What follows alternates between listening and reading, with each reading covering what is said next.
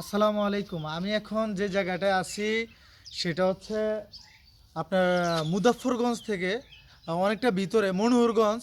এটা হচ্ছে চিতুষি থেকে অনেকটা ভিতরে। এটা হচ্ছে শাহ শরীফ মসজিদ। খুবই দৃষ্টিনন্দন একটি মসজিদ, যে শত শত বছরের পুরানো একটি মসজিদ।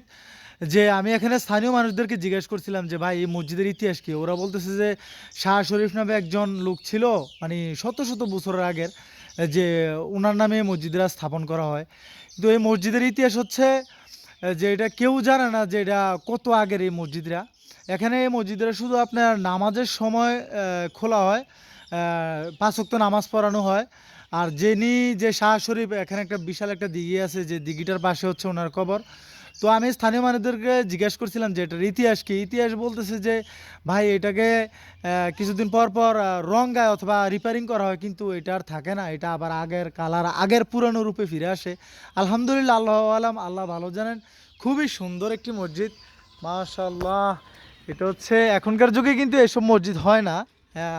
কারণ হচ্ছে এখনকার যুগে শুধু কে কত বড় মসজিদ করতে পারে সেটা হচ্ছে কিন্তু এত সুন্দর দৃষ্টিনন্দন একটা মসজিদ, মানে খুবই সুন্দর। আলহামদুলিল্লাহ, আল্লাহ ভালো জানেন যে এটাকে আবার কেউ কেউ বলতেছে যে এটা গায়েবানা মসজিদ। এখন বাকিটা সব কিছু আল্লাহ জানে, যে গায়েবানা মসজিদও বলে, আবার এটাকে বলা হয় যে শাহ শরীফ মসজিদও বলা হয়। খুবই সুন্দর একটি মসজিদ।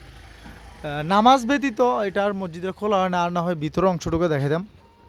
পাশে আছে যে একটা বিশাল একটা দিঘি। তো এখানকে জিজ্ঞেস করছিলাম যে এটাও নাকি উনি থাকতে, যে শাহ শরীফ যিনি, উনি থাকতে নাকি এই দিঘিটা খনন করা হয়।